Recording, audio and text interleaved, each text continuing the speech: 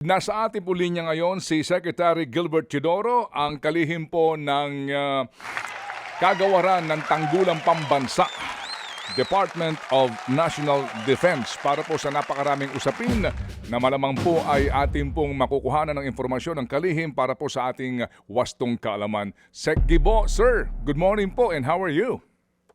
Good morning, Boss Ted. Mabuti naman. Long time no hear, long time no see. Salamat na marami. Aking pong kasama ang aming Malacanang reporter na si Maricel Halili. Magandang umaga po, Good morning, Secretary. Maricel. Good morning. Good morning. Okay, gusto ko po lamang unahin po, no, ito pong inyong proposed budget ngayon for 2027. Tama po na 324.6 billion ang inyong hinihingi. Opo, yan po ang naitalaga ng NEP. Of course, yung hinihingi natin mas malaki, kaso yan ang sinabmit po ng DBM, 326 sa Kongreso. Opo. Pero sir, ito pong 324.6 billion, hindi pa kasama dito yung pong nakalaan nga sana para po sa pagbabayad ng gobyerno doon po sa mga pensyon ng MUPs po natin. Hindi po kasama yon, na special fund po yon na ibinabayad taon-taon. So out of the 143 ata, 70 billion yung para sa AFP retirees. Nakasama yung iba na Philippine Constabulary pa nung araw. The rest ay PNP, Coast Guard, BJMP. Okay. At saka fire protection. Opo. Kasi po pag sinabi po natin na military and uniform personnel, ito po ay mga militar, police, kasama ang Coast Guard po dito, mga bumbero, yung mga naka-uniformado na nagliling. At saka BJMP po. At saka BJMP under the ILG. So Sec, yung pong binabanggit nyo, pati po Philippine Constabulary retirees, nangangahulugan talaga na may utang pa ang gobyerno sa mga pensioners natin na naglingkod po sa militar o maging sa Philippine Constabulary, INP, PMP. Konti na lang po yun dahil yung adjustment ng kanilang rates. Pero yung PC retirees, paunti-unti na lang yun kasi magmula 1992 po PNP na. So, pero meron ho na nakakomplete pa na PC na naging PNP. So qualified pa sila sa retirement as PC. Opo. So, sa ngayon po kasi, tama din po ba itong nabanggit, maging ng mga nagmamasid po sa ating budget na ang nakalaan lamang para po sa ating revised AFP Modernization Program for next year ay 50 billion lamang? Tama po yun at matagal na pong gano'n ang rate. Paunti-unti lamang yung rate ng modernization. So this year po, 50 ang nakalaan. Opo, at ito nga pong sinasabi, di hamak na mas malaki pa yung nakalaan para po doon sa pagbabayad sa pensyon ng mga retirees po ng ating mga MUPs kasi nga po hanggang sa ngayon, mabigat pong issue ito na mukha pong hindi talaga nabibigyan na po ng atensyon sa ilang pong mga kadahilanan, yung pong sinasabi na pagkakaroon na po natin dapat po ng maayos na pension system para po sa ating mga MUPs. Ano ho ba ang inyong kaisipan ho muna dito, Secretary? Sa amin po, sa AFP, dalawa at saka sa DND position, tama naman na magkaroon ng pension reform. Lamang dapat hiwalay yung pension ng AFP kasi national po ito na iba po yung duties ng AFP pagkatapos hindi makaapekto ito sa mga naglilingkod ngayon at sa mga retirado. So sa mga bagong pasok po, tama naman po at dapat pag-aralan lang po ng mabuti na ito'y hindi makaka-burden masyado sa recruitment kasi kulang din po tayo ng sundalo.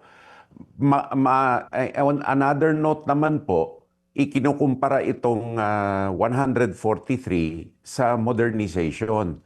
Dapat hiwalay nga po yung AFP portion sa PNP. Bagamat ihiwalay natin, mas malaki pa rin ho yung sa retirement, tingnan din po natin yung growth ng modernization. Hindi po lumaki to. Yun po ang naging stagnant. Kaya hindi po humabol.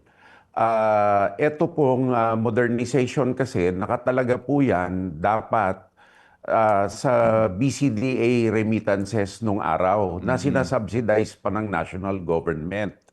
Tapos, ang rate nito hindi sumabay sa mga gugulin for hindi lang po modernization, but for foundational na kinakailangan gawin na hindi ginawa nung araw na ginagawa sa ibang bansa. Opo. Sige, so ihiwalay natin muna po, Sec at Ma'am Maricel, yung issue po ng modernisasyon dito po ngayon sa malaking problemang ito. Malaki po ito in the sense nga po na may mga pagtatansya na kapag hindi natin to na iayos, baka po by 2040, ang nakalaan na pondo para ho sa ating mga MUPs pension ay aabot daw sa 1.4 trillion pesos na, no? Kasi nga ngayon, if you will allow me, Secretary, paliwanag ko lang ng mabilis. Ngayon po kasi mga kapatid, unlike po sa atin, private workers, meron tayong SSS pension, pero ikaw na manggagawa, obligadong mag-contribute galing sa iyong sweldo at may counterpart ang iyo pong employer. Kapag ikaw self-employed, solo ka lang. Sa GSIS, ganun din po, mga teachers, mga health workers, meron kang contribution, binabawas sa sweldo mo, at yung gobyerno may parte. Ang mga MUPs po natin, solo po na ginagastahan yan ng ating pambansang budget. Wala silang contribution na binabayad at yung pong kanilang mga pensyon may indexation pa. Kung tumaas po ang kasalukuyang sweldo ng mga opisyal at kawani ng MUPs na iyan, tataas din ang kanilang pensyon. At yan po ang sinasabi nga ng iba na dapat daw po talaga magkaroon na ng isa pong programa para ma-address ito na yung pong pensyon nila ay sustainable. Ang sinasabi po ng Sekretary nga sa mga bagong papasok, ito nga po ang pinag-aaralan. Nagkaroon na daw po dito ng malawakang konsultasyon noong pong panahon nila Ginoong Jokno as Finance Secretary. Natigil lang ito kasi nga, sorry po may usaping dito political. So kung kayo po ang tatanungin, sir, sa ngayong puntong ito, ano po ang inyong naiisip na ideal na konsepto po ng pensyon para po sa mga retired na ngayon? Ano po, at yung mga dati pa po na mga binabayaran, may utang po ang gobyerno, PCIMP, etc. At yung pong mga papasok na mga bagong sundalo at mga uniform personnel ng ating pong MUPs. Go ahead, sir. Yeah, yung sa naninilbihan po ngayon, part ng kontrata nila yan na expectation nila, no? At kulang nga ang ating sundalo, kaya halos wala ng bakasyon talaga yan at wala ng leave sa dami ng ginagawa. So hindi na po natin pwede baguhin yung rehimen nila. Ngayon, kailangan kaya namin tinutulan yung ginawa nung last Congress po yata, ura-urada itong ginawa at inilamp yung AFP sa PNP at saka sa ibang mga service na iba naman po ang duties. Katulad po ng PNP, no? Ang major na tutok po nito ay local. So, lumabas nga sa usapin ng isang araw, dapat ang mag-share dito LGUs din dahil dun ho sila naninilbihan.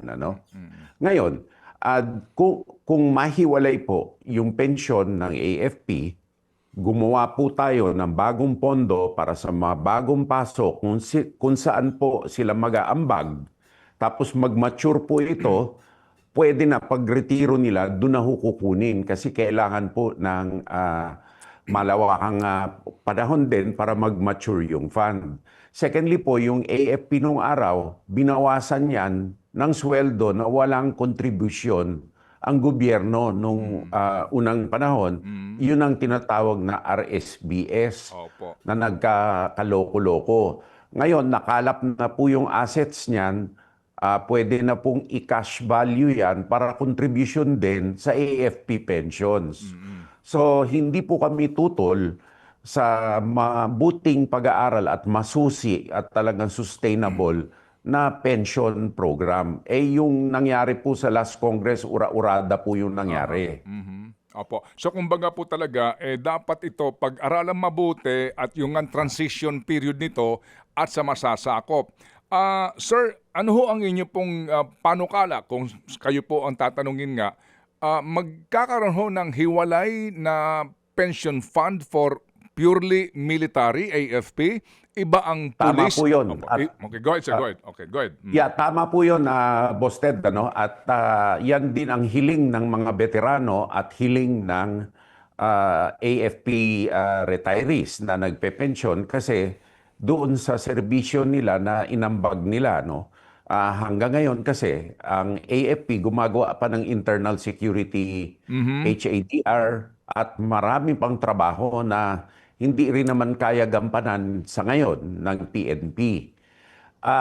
And in time, mas lalaki pa ang PNP kesa sa AFP because yung ratio na kinakailangan na pulis sa citizens ay lumalaki habang lumalaki ang populasyon.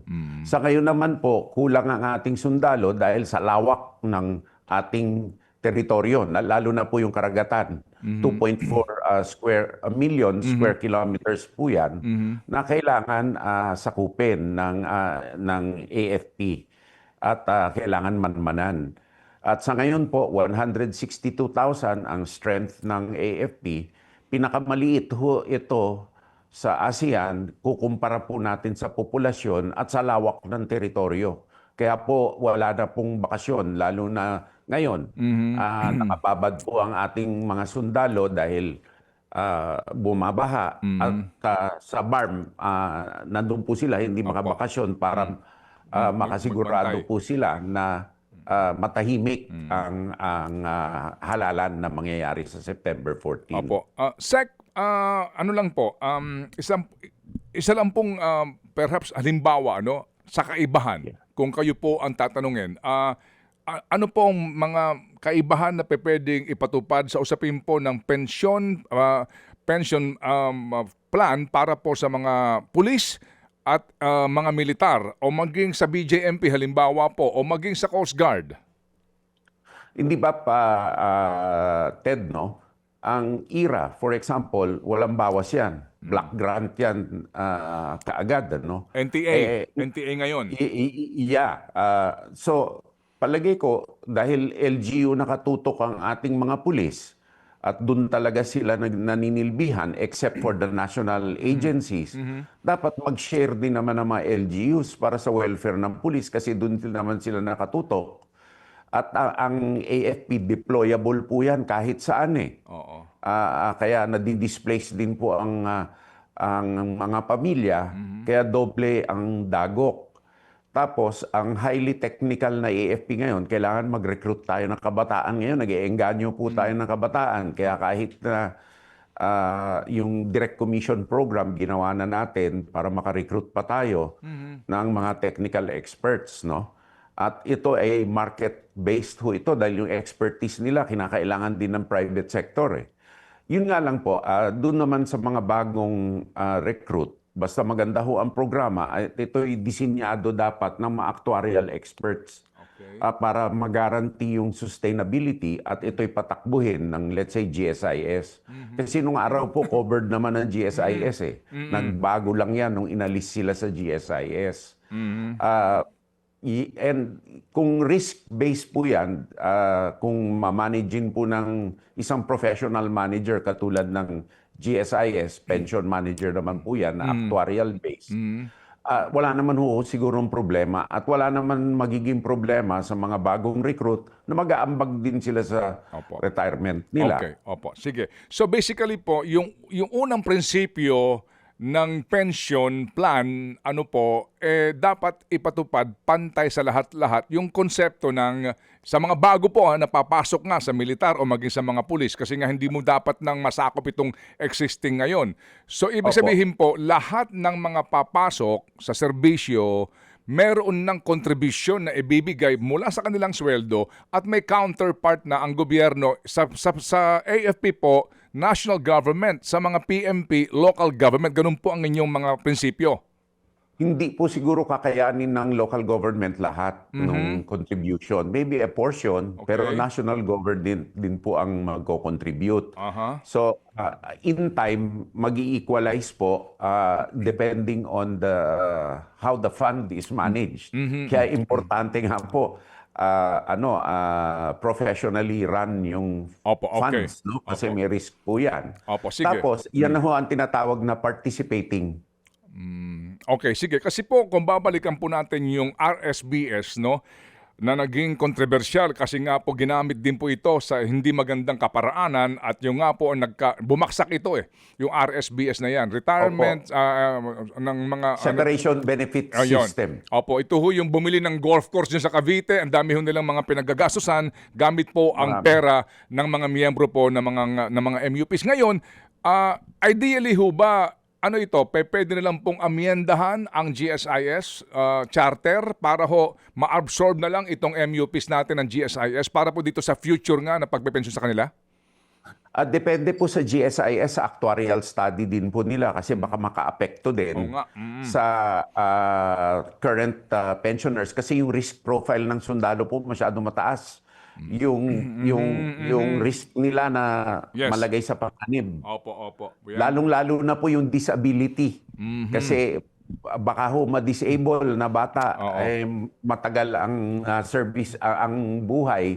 Doon po talaga malaki ang cash outlay. Oo nga po, oo nga. Pero kasi ngayon kasi, no, Maricel, ang sitwasyon dito po sa present setup kapag nakapaglingkod ng 20 years yung MUP, no? 20 years, pwede na mag-retire. Hindi po ba? Optional. Optional retirement, no? So kung ikaw pumasok ng 21 anyos, sa edad mo na 42, pwede ka na mag-retire.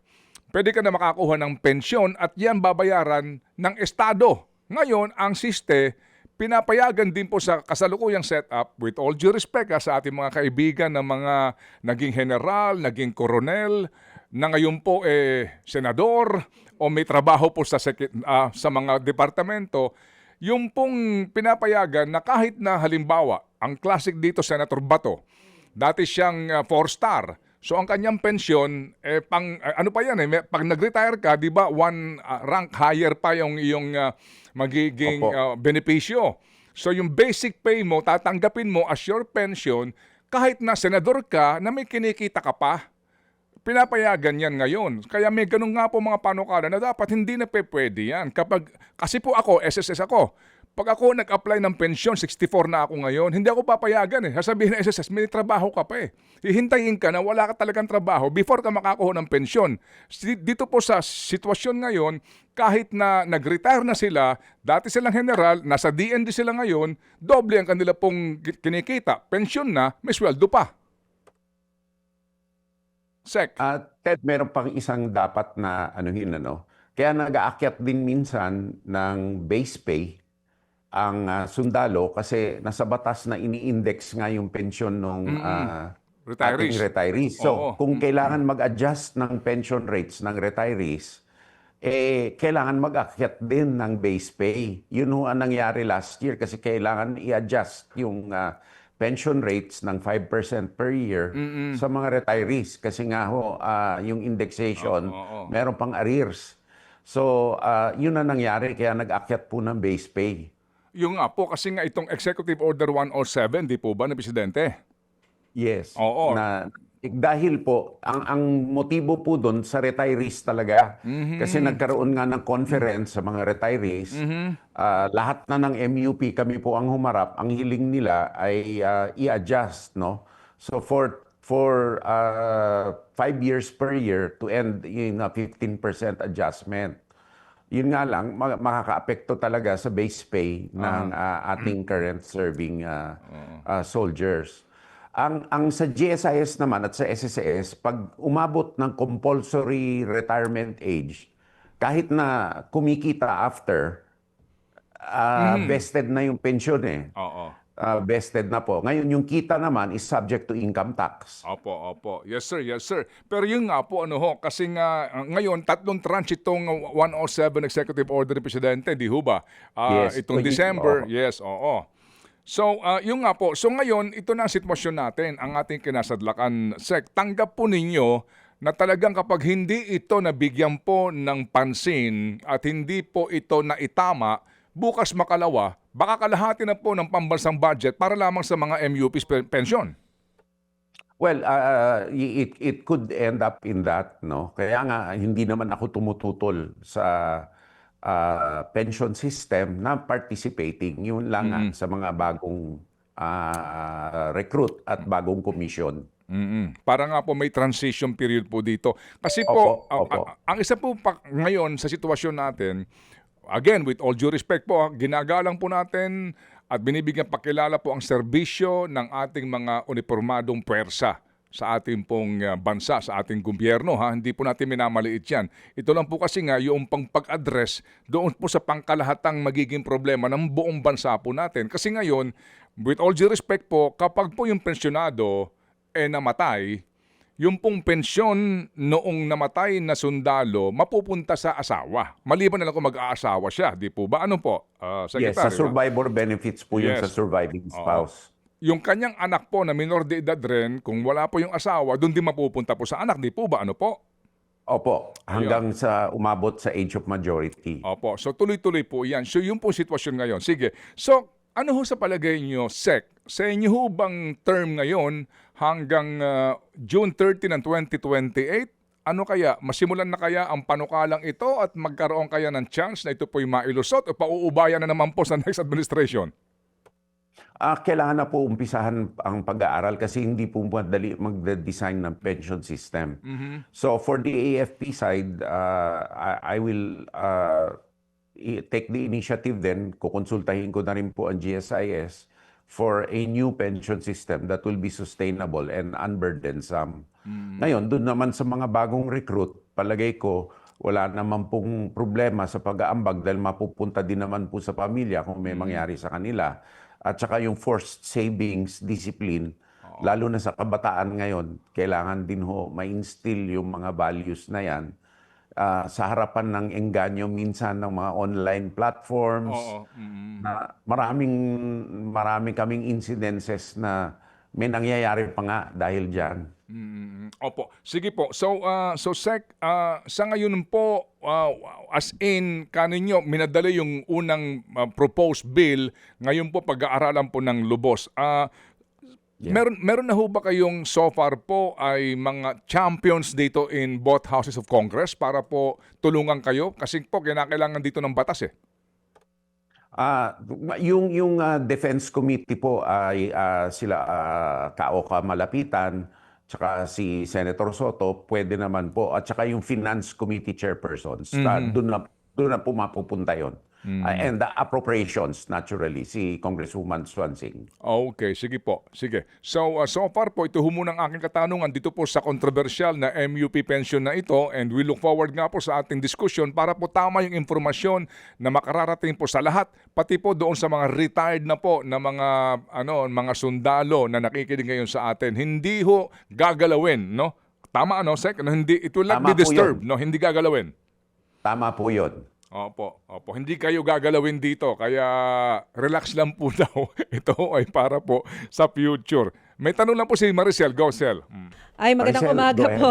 Oo. Magandang umaga po, Secretary. Medyo masakit sa ulo Magandang pala umaga yung din, problemang Maricel. yun Pero, Sec, pupunta po muna ako dito sa nabanggit po ninyo during the budget hearing ng Department of National Defense. May nabanggit po kasi kayo na ilang mga government officials, mga politiko, yung sinasabing nakakakuha ng suporta mula po sa China. Pakipaliwanag nga po sa amin, Secretary. Ano pong klaseng suporta ito, sir?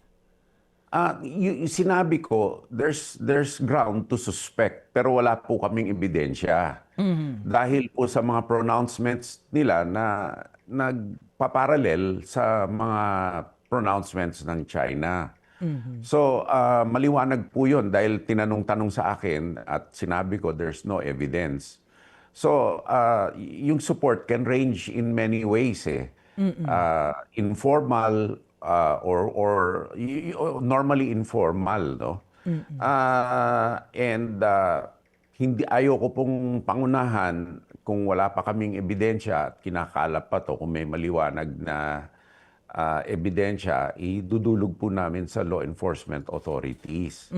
Yun nga lang, based on the pronouncements alone na kontra sa Philippine position, katulad nung denial na may West Philippine Sea, Ito po ay prima facie indicator na rin na you can suspect, no? Pero yung patunayan, ibang usapan. Okay, so hinihinala po natin. Pero sabi nga po ninyo, may nakikita tayong grounds to suspect. So, Grounds to suspect. Opo. Pagbibigay po ng suporta ng China, kapalit po ng posibleng ano? Well, let's take the case ng mga halal na opisyal sa Estados Unidos. Yung isang mayora sa California, inamin at saka nung na-prosecute siya na talagang nag-iispya siya para sa China. Maraming ganong kaso sa buong mundo. Lamang wala tayong espionage law. So, hindi natin maprebahan. Naturally, yung ating pong range ng pwedeng support ranges from a lot of things, from informal financial to others, no? Pero, sir, bagamat ang sinasabi po lamang po ninyo ay suspetsa, meron na po ba tayong mga ilang identity ng mga politiko or officials na kailangan na nating i-monitor sa tingin ninyo? Hindi po namin pwede ma-disclose kasi magsabi ka one way or the other ay may makukompromiso. So, hindi lang naman po opisyal ang minomonitor katulad nga po nitong mga fake steel na disrupt ng NBI, no? Sama-sama po yan sa tinatawag na United Front Works ng China.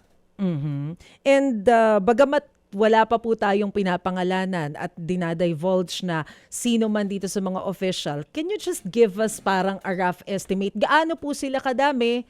Ano po yung mga pinakamataas na posisyon kung pwede po nating sabihin? I would not like to speculate or disclose kasi kahit na po naman sa ganitong pamamaraan, ang law enforcement authorities ang gagawa po niyan. Kami po ay tumutulong lamang sa law enforcement authorities. Pero sir, nabanggit po ninyo kanina na wala po tayong espionage law. So, No, meron tayo pero hindi mabisa. ano pong ibig nyo sabihin na hindi mabisa? Ano po Kasi yung kulang? ang maraming provision sa ating espionage law is only applicable kapag may digmaan. Kapag panahon po ng katahimikan ay hindi po ito applicable. At ito'y circa 1930s pa yata, pre-war itong espionage law natin, ano, na nakatalaga sa revised penal code. Kaya nga po may mga panukalang batas na baguhin ito at maisama din ang foreign malign influence na yung fake news na foreign source upang sa ganon hindi po nila magamit ang media dito sa Pilipinas para magkalat ng fake news. Lalong-lalo na po yung mga bansa na walang freedom of the press and freedom of expression na dito naman ginagamit sa mga bansa na may laya, no? So, Secretary, kung hindi po pala effective ngayon yung ating anti-espionage law dahil wala naman tayong giyera, paano pong gagawin natin para matukoy, mahuli yung mga pwedeng paghinalaan na baka nag-i-espiya for China? Well, yung predicate crime po, pag public official, anti-graft and corrupt practices po, pasok yun for causing undue injury to the government through manifest partiality, evident bad faith. Doon po pumapasok. Yun nga lang, yung gawain po mismo na kailangan i-preempt, hindi po natin mapre-preempt, lalong-lalo na po pag ginamit yung internet. Ang hirap po na usapin na yan. Kaya masusing debate po yan because it also kailangan balansehin yung kalayaan na maghayag at kalayaan magsalita versus credible evidence na ito'y galing talaga sa isang source na hindi tama or fake yung news, false yung news. So, at what point po natin pwedeng sabihin na dapat nang imbestigahan itong taong ito kung limitado pala yung pwedeng gawin ng mga people in authority? Because I assume hindi mo rin naman pwedeng buksan agad yung bank account nun, hindi po ba, Sec? Hindi po talaga Oo. pwede. Kaya yun po ang matindi, yung AMLAC na protections, ano, at very, very careful ang ating financial authorities kasi naman po yung integrity ng financial system ay nakasalalay din naman dito, no? So, ito po yung binabalanse talaga. Tapos yung mga front, yung anti-dummy law, minsan ginagamit at nakakakita naman po tayo, lalong-lalo na yung mga late registration. Katulad po ni Alice Guo. Classic case po yan, naging mayor, late registrant, hindi pala tunay na Pilipino. So, So yan ang classic case. oo. So, ibig sabihin, Sec, you're saying na for now, ang pwede lang natin gawin, i-monitor lang sila o i-observe lang sila. Wala tayong Kami pwedeng naman gawin po, na iba. sa Armed Forces, monitor lang talaga kasi wala naman ho kaming, meron ho kami sa National Security at Internal Security. Kaso pinauubaya po natin sa NBI, sa PNP at DOJ po ito. Opo. Pero Meron naman pong coordination at tulungan. bukod po dito sa ating mga government officials, may nabanggit po kayo na mismong mga personnel ng Department of National Defense sinubukan na kunan ng impormasyon ng China. Noon po yon. Ngayon, wala kaming active na monitor. No? Noon po yon, nangyari po a few years ago, na wala na po yung person na yon. Sa email lang po nakakuha lang ho siya ng offer sa email na kung pwede, can you research on this topic? This is a think tank. May financial incentive. So, kinuha niya. Hanggat sa naging mas specific na yung mga topics. Nung mas specific na yung topics, nakipagtulungan na siya na nagduda na rin. And nasaan na po itong, ilang personnel ito ng DND, sir, and nasaan na sila? Iisa lang yon at nung nangyari yon wala na siya dito. Aha. Paano yan, sir? Kung nangyari na pala kasi before, ano yung assurance natin na hindi uulitin ito ng China? Very tight na ho yung protocols namin dito, internal security protocols, napakahigpit magmula sa akin po hanggang sa pinakailalim, no? At ang hygiene, lalong-lalo na ang paggamit po ng public IT at public telephone devices, ito po ay masusi na nire-regulate. At lalo-lalo na po ang aming IT system, there is no expectation of privacy dito. Kahit sinong gumamit, pwede i-monitor kahit na ako po. Because it's a national security platform. Sec, pahabol na lamang po. Yung nabanggit po ninyo na fake steel, after po kasi nung inyong statement, sinabi rin po ng China, kinontra nila yung inyong salaysay na ridiculous o nakakatawa yung inyong sinabi. Ano pong tugon ninyo sa Chinese embassy dyan, sir? Yun lang naman ang pwede nilang sabihin. Kasi naman, sa ngayon, sarado lahat yan dahil kinancel yung ECC. Kaya may cease and desist order. May mga violations of law. Substandard talaga yung bakal. At kung narinig ninyo po si Undersecretary Acorda, nung isang araw, ito yung nakababahala dahil itong mga substandard na rebars nakita sa mga kumulapsong building both in Angeles at sa Jensan. Tapos, ang revelation po niya, nung siya'y dinalaw ng Chinese officials, nagbanta pa na baka magkaroon ng retaliation.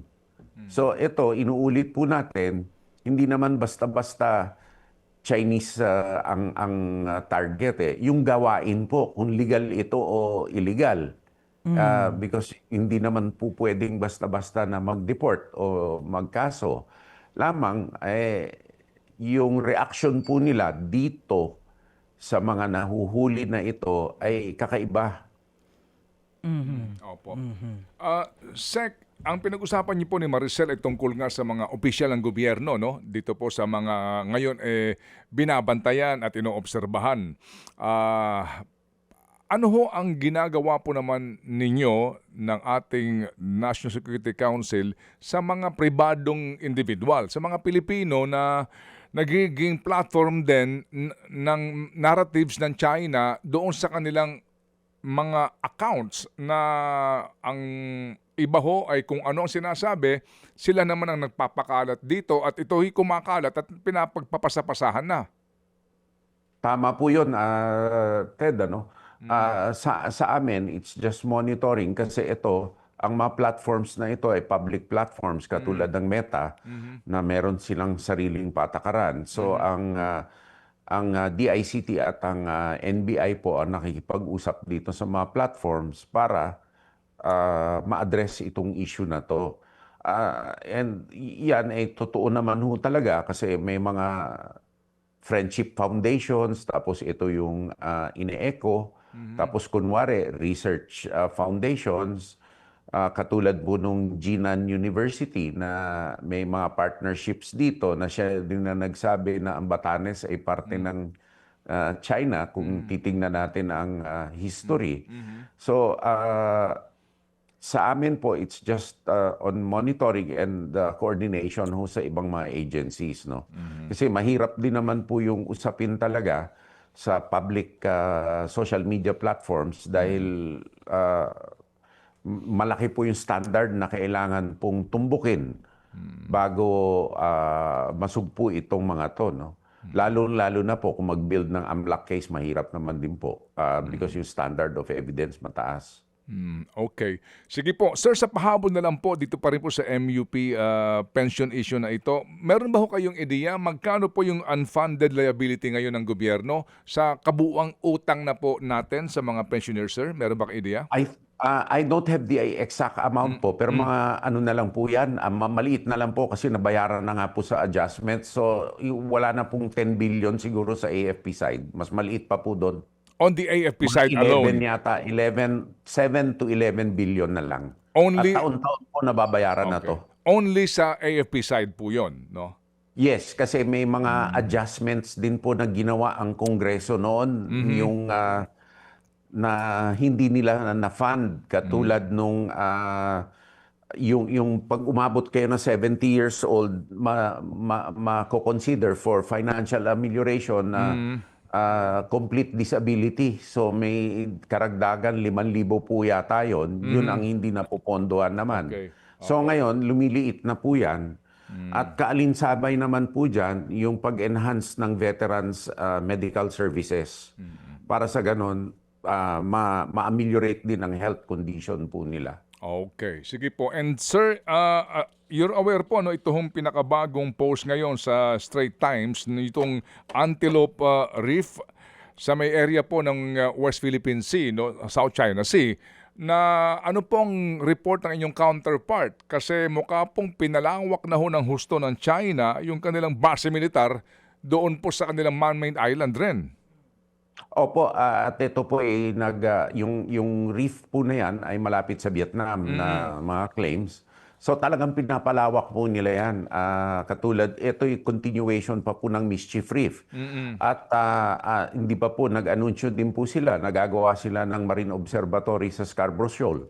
Na yun ay nakababahala din po talaga. Kaya aming pong tinatalakay yan at ginagawa ng mga plano dun sa National Security Council level. Opo. Kaya minamadali din ho natin ang ating deterrence para mabigyan ng ma-deter itong mga balak ng Chinese talaga. Kasi pati po sa South Pacific nagpabagsak na po sila ng ballistic missile. At ngayon, ang ginagambala po nila is South Korea at saka Japan. Opo, pero dito po sa Taiwan, may balita ho ba naman po kayo? Kasi nga ito'y napakalapit na sa Batanes. Lagi po sila nag-eeksersisyo dyan, lalo na dun sa Pacific Ocean side na pinapaligiran nila yung island. So, lagi naman po yan, wala naman po kaming nakikitang pagbabago doon sa kanilang behavior. Doon, ang behavior nila na nagbabago po dito sa South China Sea, sa East Sea sa Japan at saka sa Pacific Ocean mismo. Opo. Tulad po ng mga pag-eeksersisyo nila at nag-missile launch sila off the coast of Australia at saka New Zealand. At saka yung mga sundalo nila ay nakikipag-joint exercises po sa Europa, pati po sa Pakistan. Okay, sige po. So, Sec Gibo, Kong, salamat na marami sa inyong panahon. Good to see you again. Thank you, Kong. Thank you, Kong. Muli po kaming tatawag sa inyo para po to clarify Opo. matters, para importante sa inyo na ho nang gagaling mismo yung informasyon. Marami pong salamat, Boss Ted at Maricel. Opo, thank you. Mabuhay. Salamat, Secretary Gilbert Chodoro ng Department of National Defense. Mga kapatid, patuloy po kayong tumutok sa 105.9 True FM para sa totoong balita, impormasyon, music and entertainment. Mag-subscribe sa aming YouTube channel at podcast at sundan nyo kami sa Facebook, Instagram, X at TikTok sa True Network PH. Bisitahin din po ang aming official website, truefm.ph. At panoorin din kami sa True TV Signal, Channel 19. Kami po ang 105.9 True FM. Laging true sa'yo, kapatid.